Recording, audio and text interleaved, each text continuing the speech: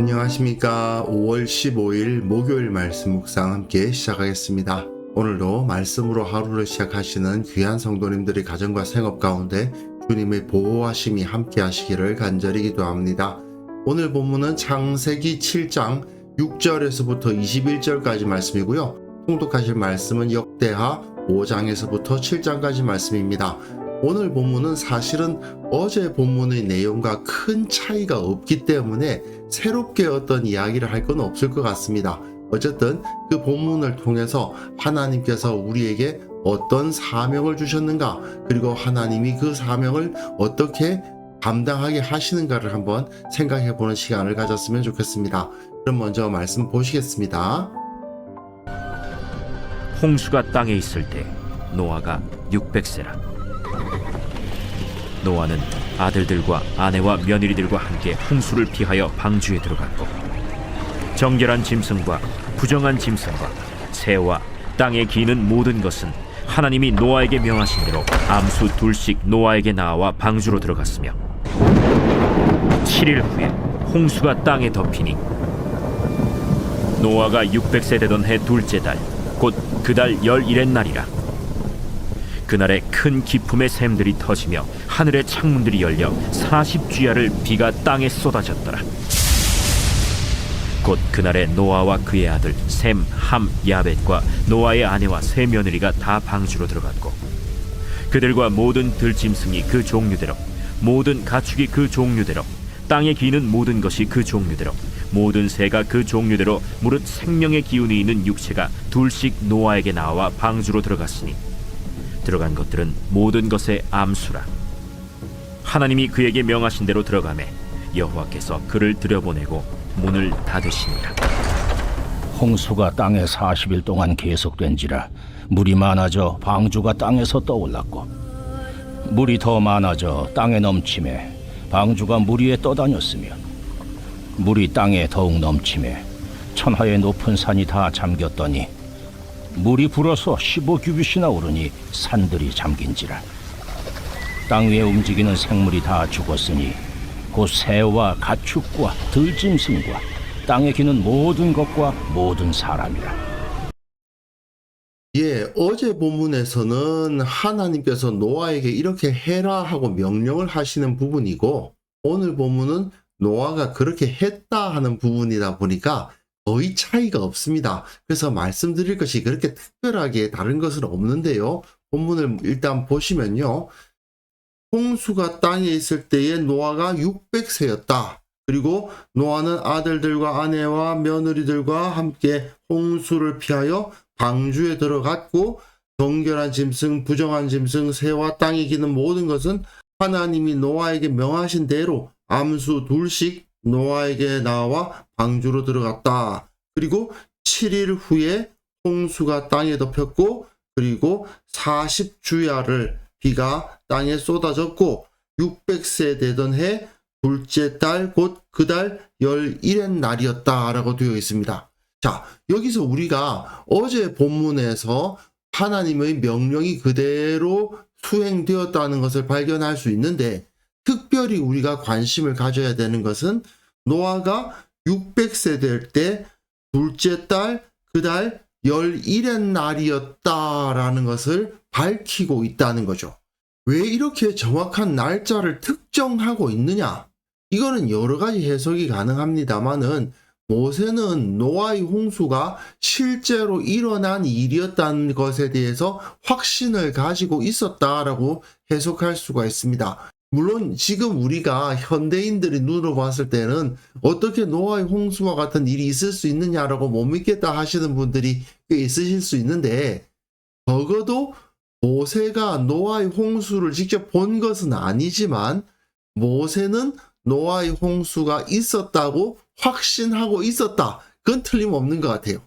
물론 현대인들이 눈으로 볼 때에는 모세가 틀렸다, 모세가 잘못 알고 있었던 거다, 그렇게 말씀하실 수도 있는데, 여하튼 모세는 노아의 홍수가 실제 했다라고 믿고 있었다는 것은 분명하죠. 그리고 또 한 가지는 노아가 600세였다는 것은 이 6이라는 숫자가 사람의 숫자이기도 하고 또 창조의 마지막 날의 숫자 아닙니까? 그러니까 하나님께서 새로운 창조를 이루시기 위해서, 새로운 창조의 안식을 이루시기 위해서 이제 이 6이라는 숫자가 제시되고 있다, 이렇게 볼 수 있겠죠. 노아가 방주를 만들어가는 기간이 얼마가 정확하게 걸렸는지는 잘 알 수 없지만 어떤 분들은 120년 걸렸다 이렇게 해석도 하시는데, 어쨌든 그 세월 동안에 방주를 지었고, 그리고 그가 방주에 들어갈 때가 600세여서 새로운 창조의 기간, 첫날부터 여섯째 날까지 6일이 걸렸던 그 창조를 상징적으로 보여주는 거 아니냐, 이렇게 해석할 수도 있고요. 또 한 가지는 이스라엘이 시내산에서 하나님과의 언약을 맺은 다음에 이제 본격적으로 가나안 땅을 침공하기 위해서 출발한 날이 언제냐 하면요, 출애굽한 둘째 해 둘째 달 20일이었습니다. 근데 여기서는 둘째 달 17일이었죠. 그러니까 2월 20일과 2월 17일인 셈인데, 이 두 가지가 3이라는 차이가 있으니까 하늘을 상징하는 3이라는 차이에 의해서 존재하니까 연관되어 있는 것이 아니냐, 그렇게 해석하는 것도 가능은 합니다. 여하튼 노아가 방주에 들어간 것은 하나님께서 죄악으로 가득 차버린 그 땅을 쓸어버리시기 위해서 행한 일이고, 이렇게 이스라엘이 시내산을 떠난 것도 죄악으로 가득 찬 가나안 땅을 쓸어버리기 위해서 출발한 것이니까 연결된 것이라고 해석하는 것도 가능할 것 같습니다. 여하튼 중요한 것은 여기서 하나님께서는 새로운 창조를 시작하신다, 하나님의 천지 창조가 초기화되고 있다라는 것을 확인할 수 있는 거죠. 곧 그날에 노아와 그의 아들 셈, 함, 야벳과 노아의 아내와 세 며느리가 다 방주로 들어갔고, 계속 반복되고 있죠. 그들과 모든 들짐승이 그 종류대로, 모든 가축이 그 종류대로, 땅에 기는 모든 것이 그 종류대로, 모든 새가 그 종류대로, 무릇 생명의 기운이 있는 육체가 둘씩 노아에게 나와 방주로 들어갔으니, 하나님께서 천지 창조를 하실 때 그 땅에서 살 수 있도록 만드셨던 것들이 노아의 방주로 들어가서 씨앗 형태로 보관되는 것을 볼 수 있죠. 다 쓸어버린 다음에 다시 이들을 통해서 시작하시기 위해서 하나님께서 이 방주, 어제 제가 말씀드렸다시피 이 방주는 하늘의 성막과도 같은 존재라고 생각하시면 되거든요. 하늘을 상징하는 겁니다. 이 온 땅에 있는 것들 중에서 하늘에 속한 소수의 존재들만을 방주에 모아서 보관하셨다가 하나님께서 땅을 쓸어버리시고 다시 그들이 그 땅에 내려와 땅에 번성할 수 있도록 하신다, 이걸 여기서 볼 수 있죠. 들어간 것들은 모든 것의 암수라, 하나님께서 처음에 사람을 만드시고 남자와 여자를 만드셨던 것을 떠올리게 하죠. 하나님이 그에게 명하신 대로 들어가매 여호와께서 그를 들여보내시고 문을 닫으시니라. 하늘에 속한 존재들을 딱 보관하시고 더 이상 땅의 존재가 이 안으로 들어가지 못하는 문이 닫히는 때가 온다는 거죠. 그리고는 홍수가 땅에 40일 동안 계속됩니다. 마치 이스라엘이 40년 동안 그 광야에 머물렀던 것처럼 홍수가 40일 동안 계속되면서 노아는 그 방주에서 약 1년 정도를 머물게 됩니다. 방주는 땅에서 떠올랐고요. 물은 점점 많아집니다. 땅에 넘침에 방주가 물 위에 떠다니고, 물이 땅에 더욱 넘침에 천하의 높은 산이 다 잠겼는데 물이 불어서 15규빗이나 오르니 산들이 잠긴지라 되어 있습니다. 근데 15규빗이면 1규빗이 45cm 정도 보면 되거든요.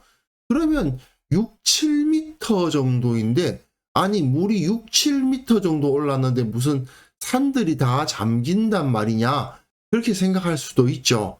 이건 두 가지로 생각할 수 있습니다. 천하의 높은 산들 꼭대기의 높이보다 약 15규빗이 더 찼다, 이렇게 해석할 수도 있고, 또 한 가지는 노아 시대의 지형은 지금 우리가 보고 있는 지형과는 달라서 이 홍수 사건에 의해서 그 지형이 완전히 바뀌어버린 것이다. 그 이전에는 산이라고 할 것이 없었다. 뭐 이렇게 말할 수도 있겠죠. 뭐 여러 가지로 해석이 가능한데 중요한 것은 모세가 말하고자 하는 것은 그 지형이 어떻게 변화되었느냐 거기에 관심을 두고 있는 것이 아니고 그 땅이 다 덮여서 땅 위에 움직이는 생물이 다 죽었고 새와 가축과 들짐승과 땅에 기는 모든 것과 모든 사람이 다 죽어서 완전히 초기화됐다.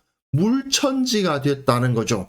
이거는 창세기 1장 2절에 땅이 혼돈하고 공허하며 흑암이 깊음 위에 있고 하나님의 영은 수면 위에 운행하시니라. 거기가 물로 가득 차 있었던 그 상태를 떠올리게 하는 겁니다.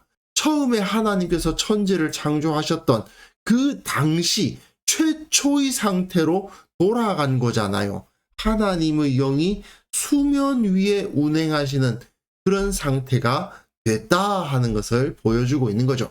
제가 계속 반복해서 말씀드리고 있고 어제 본문에서도 말씀을 드렸습니다만은 이 방주는 성막을 확장한 것과 같습니다. 하늘의 성막이라고 해석할 수도 있겠죠. 어쨌든 이 방주에 들어가는 자들은 비록 지금까지는 땅에 살았으나 땅에 속한 자가 아니라 하늘에 속한 자다 하는 그 선포가 이루어지고 있다. 그리고 하나님께서는 이 하늘에 속한 자들만 모아서 땅을 쓸어버리고 다시 그 땅에 새로운 창조를 이루어 가실 것이다. 이것을 우리가 이해하면 되겠습니다. 그리고 노아가 방주 안에 머물렀던 시간은 이스라엘이 광야에서 보낸 시간과도 같죠. 노아가 하나님의 새 창조를 이루기 위해서 방주 안에서 1년여 시간을 보냈던 것처럼 이스라엘이 약속의 땅에 하나님의 나라를 세우기 위해서 훈련하는 기간을 보냈던 것처럼 또 우리도 하나님 나라가 완성될 그날을 바라보면서 이 세상에서의 시간을 보내고 있는 겁니다. 이 혼란스러운 시간이죠. 우리는 땅이 아니라 하늘에 속한 자들인데 땅에서 살고 있는 이 혼란된 시간, 그것이 바로 우리의 인생이라고 할 수 있습니다. 하지만 분명한 것은 우리는 그 가운데에서 두려워할 것이 없다는 것이죠. 이스라엘이 광야 가운데 정말 아무것도 없는 그곳으로 나아갔지만 만나와 메추라기로 먹이시고 안석에서 나온 물을 마시게 하셨던 하나님이 그들과 함께 계셨고 온 세상이 물에 잠겨버리는 그런 대재앙이 벌어졌지만 하나님은 방주를 지키시고 그 방주 안에 있는 생명들이 안전할 수 있도록 지키셨다라는 것을 확인할 수 있습니다. 우리가 이 세상을 살아가는 기간이 결국은 광야를 걸어가는 기간과도 같고 그 방주 안에서 지내는 시간과도 같다는 것을 생각해 본다면 비록 어렵고 비록 힘든 것이 있지만 그럼에도 불구하고 하나님께서 지키시고 하나님께서 공급하시고 돌보신다 하는 것을 확인할 수 있을 것입니다. 그래서 이 시간 함께 기도하실 때에는요, 먼저 우리가 하나님의 나라를 꿈꾸고 주님의 일을 맡은 자임을 기억하면서 언젠가 이 땅에 하나님의 나라가 완성되리라는 것을 바라보는 자가 되게 하여 주옵소서. 또한 이 세상에서 내가 하늘에 속한 자로서 살아갈 것인데 그 가운데 어떤 일을 당하든지 간에 하나님의 보호하심과 함께 하시는 은혜가 있음을 기억하며 기뻐하게 하옵소서. 함께 기도하는 시간 가졌습니다.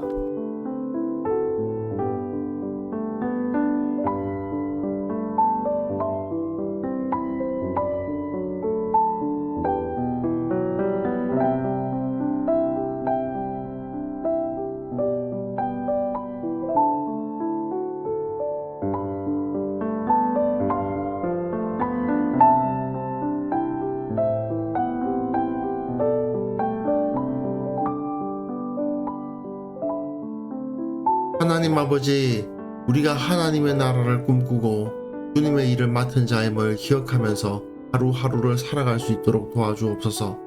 세상에서 여러 가지 일들을 당합니다. 하늘에 속한 자들이 땅에서 살아가려다 보니 여러 가지 어려움도 생깁니다.